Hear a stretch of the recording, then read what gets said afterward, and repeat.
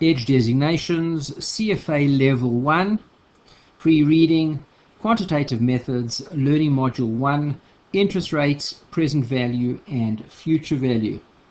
Just before we get ourselves going, let me introduce myself. My name is Russell Jude, and I head up a prep provider company called Edge Designations. Okay, that's us. And what we do is we offer prep services for CFA, FRM, KIA, and now FTP as well. To give you a bit of an introduction into this, what we're doing at the moment, okay, we sat together with the CFA Society South Africa, and we identified that there's a big section, and also just perhaps just a bit of history behind this big section called pre-reads. Okay, what CFA International have done, okay, is they've taken 3 sections. Number 1, Quants. Number 2, economics. And number 3, financial statement analysis. And what they've done, they've taken these 3 big sections, massive sections. They've always been big sections. And what they've done is they said there's a lot of material within these 3 sections, okay, that we're assuming that a lot of candidates that join the CFA Level 1 program perhaps have seen these sections before at varsity, at university, wherever they have studied before. What we're going to do is we're going to take a lot of this content out from quants, ecos, and financial statement analysis, and we're going to take it out of the core material, okay, and we're going to place it into a section called pre-reading. Now, what does that do? Okay, well, first of all, CFA Institute have achieved the objective of reducing the overall workload for CFA Level 1 candidates. But what they've done is they've taken a whole batch of this particular syllabus and they've moved it now from being in what we call the core syllabus, now it sits in the pre-reading section. Look how much they've taken out. Okay, for quants, there are now 7 separate readings that we find in the pre-reading section. For economics, same story, 7 readings. And for financial statement analysis, 9 readings. Wow. So a total, guys, of 23 readings, chapters, that have now gone out of the core syllabus into the pre-reading section. What does that mean? What that means is that, and what does pre-reading section mean practically for us? Okay, well, practically for us, what it means is that it's not in the syllabus, essentially. In other words, it's not examinable. These particular sections, these 23 readings that we're going to go through together with notes and videos, okay, are not in your syllabus, okay. And what we mean when they say they're not in the syllabus is that they're not examinable, okay. CFA have assumed this to be assumed knowledge as you come into the syllabus, and when they start with CFA Level 1 quants, when they start with CFA Level 1 ecos and financial statement analysis, there is an underlying assumption that you guys are familiar with everything, okay, which is a big assumption, with everything in the pre-reading section. Okay, so just 2 things to remember. Number 1 is that what we're going to be doing now is not examinable, so say CFA, okay, number 1. But number 2 is, for example, when we look at the quant section, okay, well, what's in the quant section? Now, let me take you through what's in the quant section, and we can just have a good sense, perhaps, if everybody's familiar with this. Well, you can see our very first reading today is going to be interest rates, present values, and future values. That's our very first section today. Okay. Reading 2 of the 7 is what we call organizing, visualizing, and describing data. So it's all about the data. Reading number 3 is most of probabilities. Okay. Number 4, or what we call common probability distribution. I'm just summarizing it a little bit over there. Number 5, sampling and estimation. Number 6, okay, hypothesis testing. Number 7, maybe I exaggerated a little bit over there, guys. Number 7 are the tables, all the quants tables, your Z's table, your T table, things like that. So it's not a separate reading, but it is something that we've got to be quite familiar with. But if you can have a look over here, we've got 6 readings, which really equates to 7 if we include the table, okay, that have been removed from the core syllabus into pre-reading. In other words, they're not examinable, but you better know them, and they are assumed knowledge as you move from pre-reading into the core syllabus, okay, which of course is examinable. So we've taken a view, edge together with the CFA Society, okay, that we better know these sections. And the truth be told is, guys, I'm not completely sure I agree with the thinking completely, okay, of CFA International, because depending on what designation you've come out with, for example, if you have been more in a finance designation, well, maybe your ecos will be quite strong. If you've been involved more on a mathematical quant side, maybe your quants is strong, but your other sections might be weak. If you're an accountant or a chartered accountant, yes, your financial statement analysis might be strong, but your quants probably isn't, neither is your eco. So I'm not convinced that anybody would have a complete skill set to render all of these pre-reading sections, quants, ecos, and financial statement analysis, to be assumed knowledge. Be that as it may, what we've decided to do is put together a complete set of notes, okay, on all the 7 quants readings, the 7 ecos pre-readings, and the 9 financial statement analysis pre-readings, together with video, and that's obviously just the background behind this, and obviously we will present all of that then to you.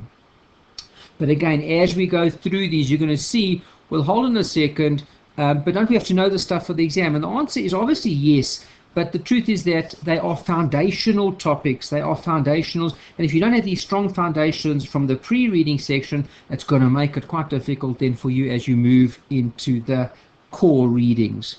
Okay. On that note, hopefully that introduction explains why we are here, what we are doing together. We then move into starting off with quants, learning module number 1, interest rates, present value and future value. And as you can see over here, what we always do in every complete set of notes that we put out for you, okay, we give you the learning module. CFA have moved away from what they call readings or chapters. They used to be called readings. Now they call them learning modules. So this is learning module number 1. What they wanted to do with learning modules, guys, is to make sure that they're a little bit smaller, okay, bite-sized chunks that you could work with, and really cover each learning module within one sitting of 15 to 20 odd 30 minutes, something like that. The trouble is here, guys, you'll notice that you cannot cover any of these sections in 15, 20, 30 minutes. Okay, they are much longer because these belong to the pre-read section. So perhaps the title learning module may be a bit inappropriate. Be that as it may, we've got the context. At least everything now in CFA has gone from readings to learning modules. And what we do is we present to you the learning outcome statements on the very front page. What we do for you, again, I'm going to turn a page for us here. As you can see over here, what we then do is we go and we reproduce them again. Okay, each and every single learning outcome statement for 2 reasons. Number 1, we are required to do so by the CFA Institute. Okay, and number 2 is it also, I think it's a fantastic idea. I do this with all my other designations, even though we are not required to do so, is because at least it shows you what material you're covering and how it links back to the learning outcome statement, and then you can make very sure that we are covering everything that we are required to do so. Let's get going straight away, and the very first learning outcome statement says interpret interest rates as number 1, required rates of return, number 2, discount rates, and 3, opportunity cost. Number 1, okay, we look at interest rates from the perspective of a required rate of return. What's a required rate of return? That is the required rates of return that an investor requires before, okay, they will make an investment. In other words, that's the kind of like the minimum that they're prepared to accept, or the required rate of their return. We look over here at discount rates. Discount rates is, and it's such an important one, this concept called discount rates, because we're going to use it throughout our syllabus. And discount rate is that particular rate, okay, that I'm going to use, that interest rate that I'm going to use when I discount my investments, okay, on an ongoing basis. So future cash flows, investment flows, anything like that, Okay, it's the fundamental principle behind most discounted cash flows, is that when I'm looking to for a rate that I can use for my cash flows, I use this discount rate. And opportunity costs, okay, which represents the cost of spending money now as opposed to saving it and earning some type of return on that money. That's called the opportunity cost.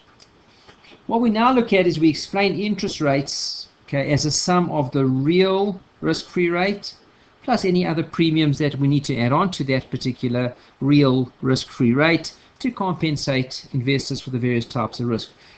Very first starting point is what we call the real risk-free rate. Now we have a look over here over the page. What is this thing called the real risk-free rate? Now let's break it down. It's real. Real means, okay, well, I'm going to say, let's just put over there. You'll see, because I want to add on an inflation premium, so it's obviously prior to taking into account inflation. And number two, it is a risk-free rate. Generally, where would you find your risk-free rate? Something like a US Treasury or like a fixed income bond relating to a government, which is obviously risk-free. Okay, and that's my starting point. When I'm looking at my interest rates, I'm trying to determine for myself an interest rate. That would then be my starting point. Okay, once I've started off with that particular point, we now add on an inflation premium or inflation. Okay, what is inflation? I'm sure everybody, particularly in today's times, is quite aware of what inflation is. It's upsetting everybody, I think, to a large extent. And inflation is the premium that we need to add on to take into account the loss as a result of our purchasing power being somewhat diminished or reduced as a result of the inflation. Okay. Look what we've got. We've got the real real risk-free rate.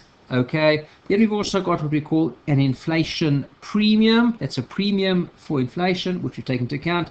Look what the words changed to now. Still risk-free rate, but now it is, I'm going to change color, nominal. And guys, just something to take out from that. The minute we're moving from real and we take into account inflation, we add on inflation, it becomes nominal. On the reverse side, if I was at nominal and I took off inflation, what do I get? Real. We then add on a premium for the default risk premium. Default means that perhaps I'm no longer dealing with the US Treasury. It's no longer risk-free. I'm dealing with a normal issuer. Okay, and then there's risk of non-payment. Let's add a liquidity premium as well. What's a liquidity premium? Okay, to take into account that the fact that when the investor needs to sell their particular investment or convert them, whatever it happens to be, they may not be able to do it at a quick turnaround time, okay, due to the investment being a liquid investment, and then of course there would be some premium there. Okay, and just some interesting terms over here. The larger the volume of the investment being traded, for example, Apple Corporation shares or things like that, Tesla shares, okay, the greater the liquidity, because everybody's trading them. There's easy amounts of trade going through. And if there's a lot of trade going through, what would you say? Then the lower the liquidity premium that's required. The smaller the volume of the investment traded, in other words, not much is being traded there at all, the lower the liquidity, and then of course the greater, can you see the inverse relationship, the greater the liquidity premium required. Last but not least, we add on a maturity premium, okay, and the longer term the debt is, remember, the longer term it is, the more risky it is, because if I say to you, well, I've got a loan that becomes payable tomorrow, that's got a certain amount of risk. What could go wrong between today and tomorrow? Well, hopefully not much. If I say to you, I've got a loan that's due and payable in the next 10 years, well, that's a long time period. A lot could change within that particular time period, and we add on a premium for the long term or for the maturity. Once I've added on all those various premiums, guys, we can then see that we arrive at our final interest rate. Okay. We now come to a concept here, guys, called effective annual rates, stated annual rates, and compounding. Okay, so first and foremost, the first rate that we've got is called the stated annual interest rate. Okay, and for those that are not familiar with the stated annual rate, and interesting enough, the calculator as well calls it the nominal rate. Same thing. The nominal rate. Nominal and the stated rate, same thing. Now, the nominal rate is if you walk into a bank and you say, I'd like to take out or make an investment, okay, for a certain time period, okay, and they'll say to you, well, the interest rate on that particular loan is 10%, okay. What you need to understand is that 10% is what we call the nominal rate, okay. That does not take into account the fact of a massive, massive thing called compounding.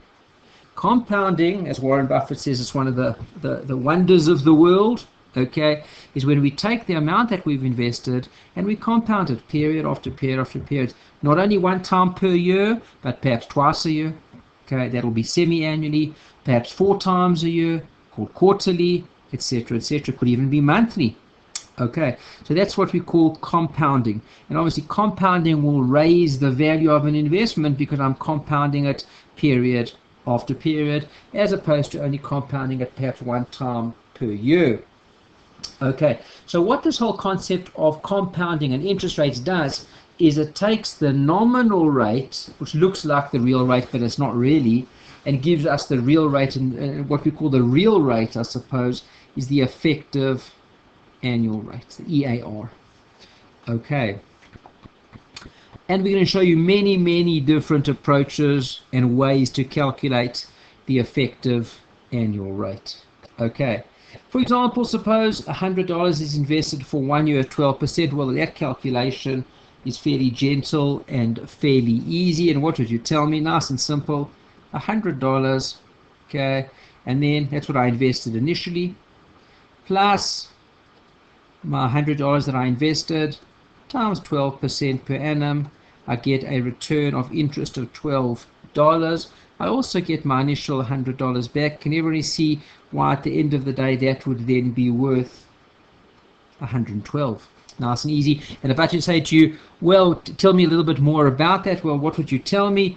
Okay, that is, okay, annual compounding. In other words, it's compounded only one time per year. And what else could you tell me? When there is annual compounding, the effective rate, also called the effective annual rate, is also equal to the nominal stroke stated rate. Same thing. Okay. Over the page. Okay. Now we're going to change the example just a little bit, and I'm going to give you a bit of a timeline over there. Let's put our time, and let's just say, for example, that as opposed to before, still 12%. We're going to keep 12%, okay? But now I'm compounding semi-annually, so at time period 6 months. I'm going to do my first compounding not only one time a year, but now 2 times a year. Now let's see what happens. So I start off beginning of the year. Is everybody comfortable? Okay. And I start off with my $100. Okay. Let's work out the interest amounts now. So for my first 6 months, what happens? So it's going to be, everyone comfortable? $100 times 12% for the year. But I'm only wanted for 6 months. I'm halfway through. Is everybody comfortable that my interest for the first 6 months is $6? Okay, now I'm going to just change my color. When I come to calculate my interest for the second period, what do I do now? Because it's compounding, isn't it? So I'm going to go, well, I started off with $100. Is everybody comfortable? Plus for the first 6 months, I earned $6. My calculation, my starting base for the next period is going to be not $100, but $106 times 6%. Sorry, not 6%, 12%, my apologies. Okay, times 12%, okay, times, yes, 6 over 12. And what's my interest for the second 6 months? Okay, $6.36. What is my interest for the first 6 months? Okay, that was $6. Can everybody see what's happened over there? So my amount that I'm earning then for the second period is greater than the first period, $6.36 versus $6, as a result of compounding. End of the day, what is the value of my investment after the year? Well, we started off with $100. plus $6 for the first 6 months, plus $6.36 for the second 6 months, and yes, my total value is, at the end of the period, is $112.36. What was it before when I only compounded one time? That was $112. Okay, so can you see, as a result of compounding, the value of my investment has gone up. If I then had to say to you, okay, well, we know the nominal rate. How do we know the nominal rate? We know the nominal rate because it was given to us. It said if you make an investment with us, says Mr. Bank, well, you can have 12% on your investment. But what is the effective rate? Look at the effective rate. So number one, I'm going to show you a formula. I hate formulas because people try to learn them off by heart and then often forget them by the time the exam comes. And I want you to understand formulas, number one, and where you can use a calculator, use a calculator. But we'll show you the formula as well. But this very first one's a bit easier. If I just say to you, what is the effective annual rate over here in this particular example, what would you tell me? Nice and easy. Well, is everybody comfortable that how much interest did I earn? $12.36. That was the $6 plus the $6.36. What did I invest? $100. What's my effective annual rate? 12.36%. Can everybody see that? Nice and easy. Okay, nothing too difficult. And that's my effective annual rate. So sometimes you can calculate it just as easy as that. Most often not. Okay. Let's have a look at the formula. The formula is called EAR, the effective annual interest rate. That's 1 plus the periodic rate to M, the number of periods. Don't forget to minus 1. Why are we minus 1? Well, remember you plus 1 in the beginning. So, and just as a word of caution there, guys, whenever you plus 1 in the beginning, don't forget to minus 1 at the end of your calculation. They go hand in hand, of course. Okay. Now, let's have a look over here, and let's just make sure that we can do these calculations. We're going to change our example a little bit over here, but is everyone comfortable up until this point? If I just have to stop for 1 second, I'm just going to say to you, just make sure we know that all the different rates so far. Is everybody comfortable? Okay. And in this example, guys, I will be working with a nominal rate of 8%. I'm going to start off doing quarterly compounding. So now let's go. I want you to make sure over here, guys, that you've got at least 3 definitions right. Number one, okay, number one, it's my nominal rate. My nominal or my stated rate. What is my nominal or my stated rate? Is everybody comfortable? In my example over here, it's 8%. Okay, what is my, and this is what we need to do, what is my periodic rate? And look at the words, periodic rate is the rate per period. Now, but before we can work out the rate per period, what do I need? I need to work out what my M is. My M is the number of periods. So if in my example number one over here, I'm doing quarterly compounding, quarterly is every 3 months. How many periods are there then in the year? If there's 3, if I'm doing it quarterly every 3 months, there are 4 sets of 3 months. So my M, is everybody comfortable? My M is equal to 4. To get to my periodic rate, I take my 8%, which is my nominal rate, divide by the number of periods. Is everybody comfortable? And my periodic rate is 2%. Okay. Everybody comfortable with that? And lastly, the last rate, of course, we need to know is the effective annual rate, but we haven't done those calcs yet. We will do them now in a second to be able to show you those.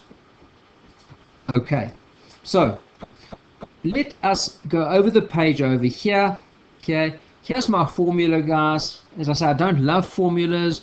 If you want to learn them, that's also fine. Okay, but always just remember as well, guys, that you can do these on your calculators, which you're going to still, which is of course still coming. Okay, we look over here.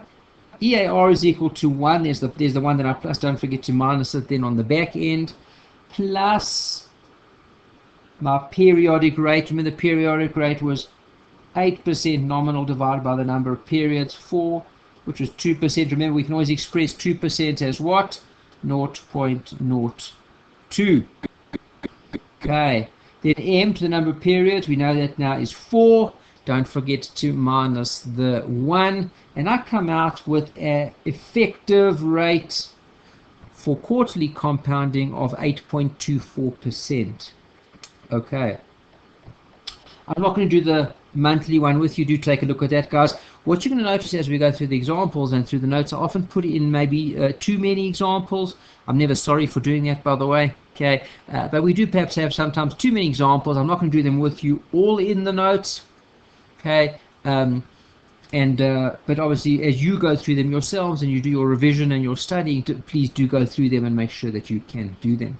So if I had to take us back a page, what would you say? Well, the effective annual rate in this example with quarterly compounding is equal to 8.24. And again, of course, what do you always notice? That the effective annual rate is greater than the nominal rate. It always is. Unless, of course, that the nominal rate and the effective rate will be the same when there's only compounding one time per year. Then they're the same number, aren't they? Okay. Now, what we're going to do now, guys, is we're going to look at, we've shown you the various methods to be able to do so when using a formula. Now I want to do so using the calculator. Okay. And just remember, you're going to hear me nagging you throughout the particular program. There are only two calculators that you are able to use. The Texas Instruments BA2 Plus or the Professional. Either one. Or, I'll take you back down here, turn over a few pages, the HP 12C. Guys, please, please, please, I'm begging. I don't beg often, but I'm begging. Okay, you cannot use any other calculator. We do get some candidates that try the trick, okay, of not using these specified calculators, but they get stopped at exam day, guys. They've got little sympathy for that at CFA, so please, at the early stages, move, guys, towards the calculator that you are able then to use, either the Texas Instruments, okay, BA2 Plus or the HP 12C. If you have a choice between the two calculators, please go ahead and buy the Texas, please. Okay, nothing against HP. They've got an absolutely fine calculator as well. For some reason or other, and I don't know the answer as to why, okay, almost every single prep provider that I'm aware of, particularly the bigger ones, they all only teach you on the Texas Instruments. There's no guidance almost whatsoever for the HP 12C, so it doesn't make any sense to go ahead and buy that one because there's no guidance or help. What we do here for you at Edge, okay, is to try and give you as much guidance as we can. So I'm going to show you the workings over here, guys. I'm not going to go through them with you, but I'm going to present them to you in your notes, so those that do have a 12C can make use of the notes with absolute pleasure. Okay, now when we come over here, guys, to the Texas Instruments and the calculator, okay, what you notice about your calculator, okay, I'm going to tell you this up front, okay, your calculator is not that intuitive, okay, and whatever you want your calculator to do, guys, you better tell it to do that, okay. It doesn't know anything about anything, okay, so if you wanted to do something, you better tell it, please do me a favor, input this, and I'm going to show you what I mean as we go. Okay. We're going back to our previous example just to refresh, guys. Remember, guys, over here, my nominal rate was equal to 8%. So I hope everybody remembers that. That was the first rate. Okay. Then we've also got how many? It was quarterly, which is equal to 4 times per year. Everyone familiar with that? Okay. And my question was to calculate the effective annual rate. Okay, go into your calculators, okay, you go and you're going to make a lot of use of the button on your calculator, which is the yellow button, which is your second function button. Push the second function button and then push iconv. Iconv stands for interest conversion. Okay, is everybody comfortable with that? Okay, and that takes you to a mode on your calculator, which is the interest conversion mode. Okay. When you push second function iconv, it'll come up with this thing called nom. Nom obviously stands for nominal. So you push 8. Obviously, why? Because we know our nominal rate is 8%. Don't worry, guys, on your calculator for having to put 0.08, which we know is really 8%, don't we? That's how we reflect 8%. What do you notice over here? You just push an 8.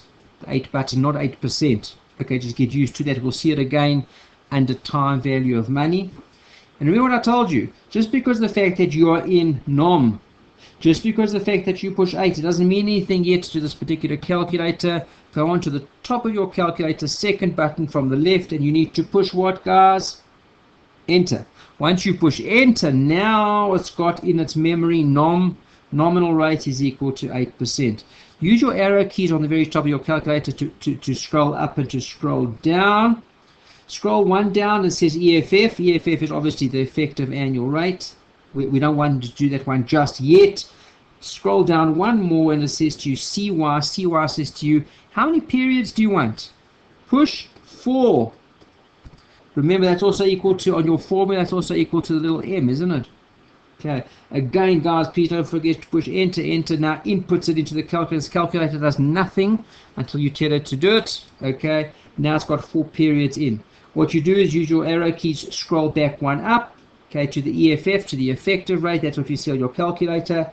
Now go to the top row of your keys on your calculator, top row on the extreme left hand side. It's got CPT. CPT stands for compute. You tell it now to compute, and it comes up with EFF. EFF also stands for what, guys? EAR, the effective annual rate. And the answer is 8.24, which is exactly what we calculated before. But you can see, guys, if you start to get used to your calculator, you're able to do these calculations fairly quickly. It's an absolute game changer and time saver, as opposed to every single time going back to using this formula over here, guys. I don't suggest it. Okay, but each to their own. But guys, there's going to be a lot of time saving if you become proficient then on your calculators. We then show you the exact same calculation again if m is equal to 12, in other words, for compounding 12 times per year. I'm not doing it together with you guys, so please practice that on your calculator. Just I want to point something out. Look what your effective rate now happens. Your effective rate goes from 8.24 when I compounded 4 times a year to 8.3 when I compound 12 times. So what do you notice? The more the compounding periods, the greater the effective annual rate. Top of page 6 over there, guys. We do show it to you for those that are brave enough. I shouldn't say that, guys. For those that are using HP 12C calculators, okay, and I've shown you that for both 4 periods and 12 periods. You take a look over there. Okay, we now come to a concept of, okay, and I just want to discuss this briefly with you. Okay, I'm going to do it via timeline again. Let's say, for example, there's time period 0 there, there's time period 12 over there, time period 6 over there. Okay, let's even add in a couple. Let's make it quarterly compounding. There we go.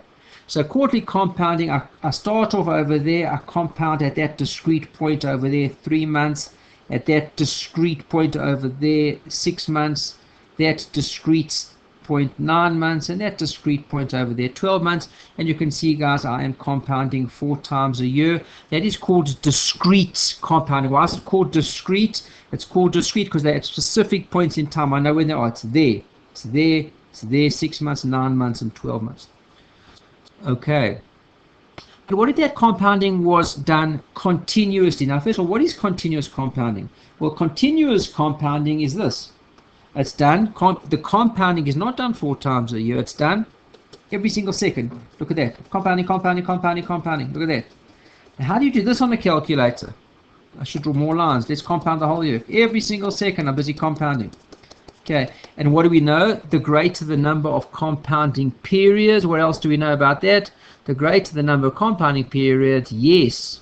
Okay, the greater the overall effective annual rate. Okay, everyone comfortable with that? Okay, but there's no specific buttons on the calculator for continuous compounding. So my formula is EAR, the effective annual rate, is equal to E is the exponent. The minute we now go, guys, and we start to work with logarithms and exponents, with continuous compounding, I need to work with logarithms and exponents. If I'm comfortable with that. Okay, so my e to the r, that's the rate, okay, minus 1. Now, if we have a look over here, guys, what's the e? Okay, the e is on your calculator. You go second function, yellow button, ln, that's your e, 1 minus 1. Now, I'm going to show you this particular calculation over here, guys. Let's just do that together. And I want to show you the order over here matters very much. Okay, that's a key component over here. So we're going to go e is equal to, so what's my e? Let's put my e over there. That's my exponent. R, what's my interest rate over here? 8% minus 1. Now, order matters. So how do we do this calculation? Number one, you put it onto your calculator. 0.08. You put that as your interest rate. Number two, once you've done that, you then go and push the E button. What's the E button? Second function, ln button. Then number three, you go and push minus 1. Now, it's so important that you get the order right, because if you don't get the order right, guys, obviously it's not going to work. Okay, so is everybody comfortable? So, and when I do that, that'll give me my what we call my continuous compounding, and I'm going to come out at an interest rate. If I do that, look over here, EAR is equal to 0.08. Then you push your E, then you push your minus 1, and over my page over here, I get to a rate of 8.33, which, by the way, we now know is the highest rate of all, don't we? Because we started off with what? A nominal rate of 8%. It went to 8.24%, my effective annual rate when I did what? 4 periods. When I do my EAR, but I do it continuously, then it went to 8.33. Can you see? It gets more and more, the greater the number of compounding periods. Is everybody comfortable with that? Okay. Good. Okay. There is a way to do it then on the HP12C. The Texas Instruments does not have a way to do it specifically, and then yes, you're going to have to, if they ask you to do continuous compounding, in other words, calculate the effective interest rate with continuous compounding, I need to use this particular formula. This will be one time, yes, that we do need to use the formula. Okay. And based on that, we can now move on to the next learning outcome statement. I can calculate certain time value of money problems using my compounding calculations. Okay, we have a look over here. Let's have a look at an example. Vicky invests $10,000 today. She's offered a rate of 4% per annum. Okay. Now, what do we know about this 4%? Well, this 4% is the nominal interest rate. That's per year. We know it's compounded quarterly. Quarterly, that would mean that my M is then equal to 4. And the question then asks me, what is the value then of my investment at the end of 3 years? So first and foremost, what we need to do is we need to calculate my effective annual rate. And I've shown you that over there, guys. There's your EAR. That's step number 1. Can everyone see why I'm adding only 1%? 1% is also equal to 0.01. That's what I've got over there. Because I start off with 4% nominal and my M is equal to 4, I compute that, guys. I'm not going to do that with you guys. Again, we've seen that. My effective annual rate is what we call 4.06%. Over the page, which I turned too much over there. Okay. Step 2. Okay. You have to say, well, hold on, I've got 4%, so let's start off with my $10,000. That's what I invested initially. Times 1 plus my effective annual rate, which is 0.0406, which is 4.06%. For how many years? The power of 3. What's my investment value? 11,268. Okay. Okay. I've shown you another method as well. Okay, where we can just use, instead of using, okay, I just take my periodic rate. I don't like this method. it does present a few complications. So, but method number 2 says just take your nominal rate, divide by your periods at 1% per period, and then that just says, okay, we'll take that 1% per period. How many periods are there in 12 years? Well, sorry, in 3 years. 3 years times 4 periods. Can everyone see how we got to the 12 over there? Same answer. I prefer to work with method number 1. Okay, good. We've got another interesting calculation going. I'm not going to do this one with you now, and the reason being is we haven't yet covered present values and future values. We'll do that with you in a second, but just look at this example and remember that we haven't covered it together, and do go back when you do your revision and going through the notes and make sure you do it. Okay, so I'm going to turn a few pages over here, and I want to come to the section over here called future values and present values. In addition to future values and present values, okay, we do ordinary annuities, and another lovely one is called an annuity due, perpetuities, and unequal cash flow. So there's a big section that we need to get through now.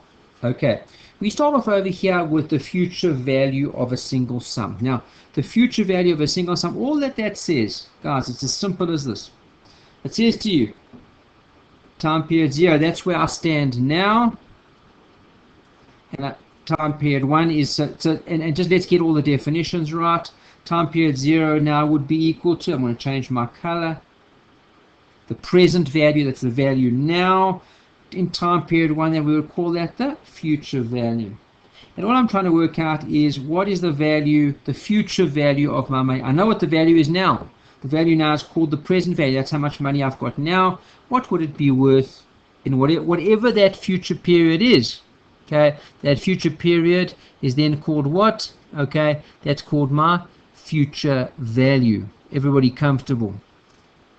Okay, as I'm going to go against what I always say, guys, and now I want you to make sure, guys, that you are familiar with this particular formula. Okay, let me show it to you here. That's him. This formula I want you to know. Okay, and then what does this formula say? Future value is equal to the value now, the present value, 1 plus my interest rate to the time period. And why do I like this one for you to know so well? And the reason for that, guys, is because this particular formula is in fact future value. It has another use, and you're going to see this again when we handle derivatives, and particularly we look at it, it's the key formula that we use to for pricing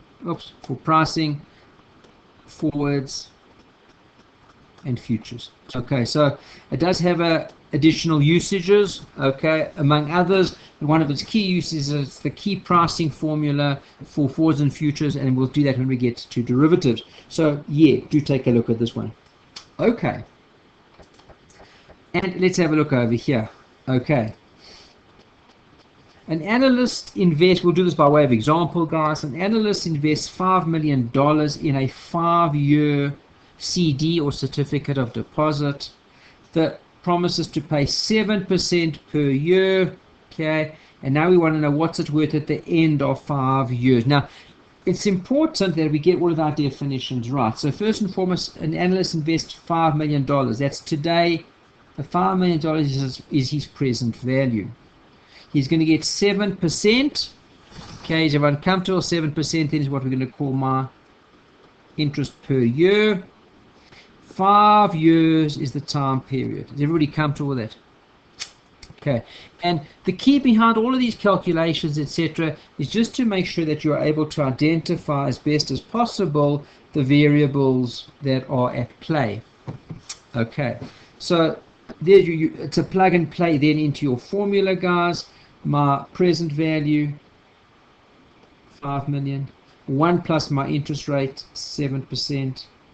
5 is my time period. So, guys, if I invest $5 million today, time period 0, I invested for a time period of 5 years, and I can earn 7%. The present value is 5 million.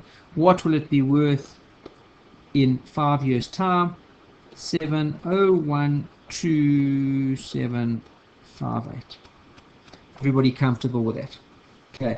Number 2, you can use your calculator. Good news, of course. Okay. Let's do that first. Okay, and I want to just give you a quick breakdown, rundown on your use of your calculator. And we call these, at Edge, we call these the famous 5. If you go 3 rows down on your calculator, you get to all the white buttons. Most of the time I think they are white depending on what calculator you use. Okay, these 5 white buttons are what we call the famous 5. Let's go through them. Number 1 is you've got N. N is your time period. Next you've got interest per year. Then you've got present value. PMT stands for payment. And you've got future value. Okay, lesson number 1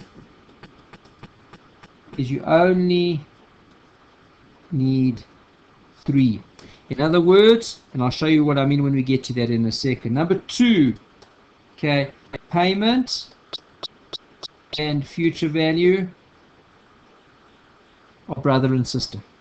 In other words, they always need the same sign. Okay, we'll talk about that as well. Let's go. Let's start to plug some numbers in. So let's go for my numbers. N, number of periods, everyone comfortable? 5. Interest rate per year, 7. What do you notice when I put in 7? We normally know that 7% is equal to what, guys? 0.07. I don't show it like that. I just put it in as a 7. Everyone comfortable? Okay. Present value, what's it worth today? Okay. 5 million. What do you notice about the 5 million?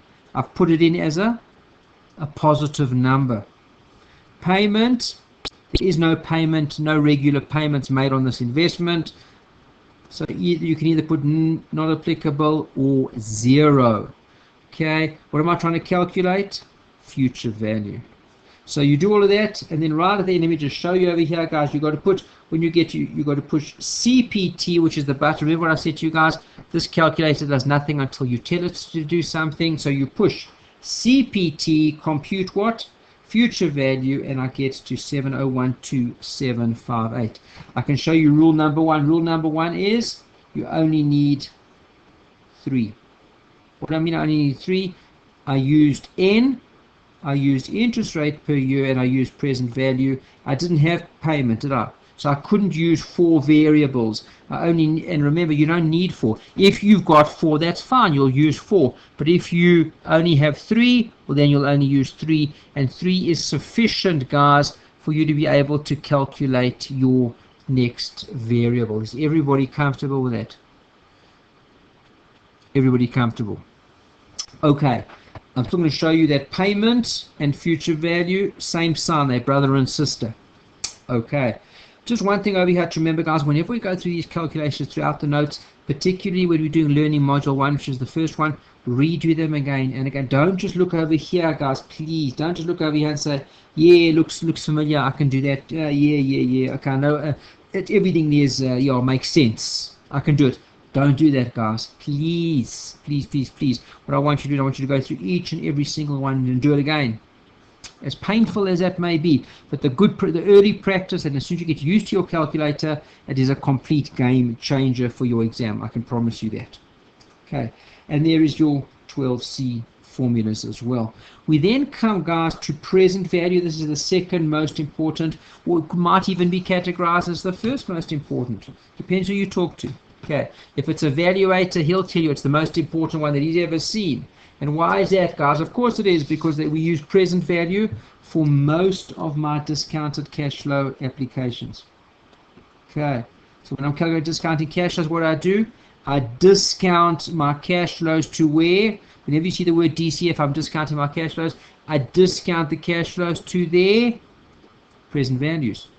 Hence the term, guys, what? Net present value. It's the net present value, today's value. Okay, and what's present value equal to? Present value is equal to future value as your numerator, denominator 1 plus my interest rate to the time period. Everybody comfortable with that? Okay, and again, guys, this is one formula I do want you to learn. I want you to know it well because it is going to come up continuously. The example that we're using is exactly the same one again, guys. So there's my future value. Remember, we just calculated the future value before. Interest rate 7%, number of periods is 5. Plug it into your calculator over there. And of course, what are we expecting before we look over here? Well, we had the answer before, didn't we?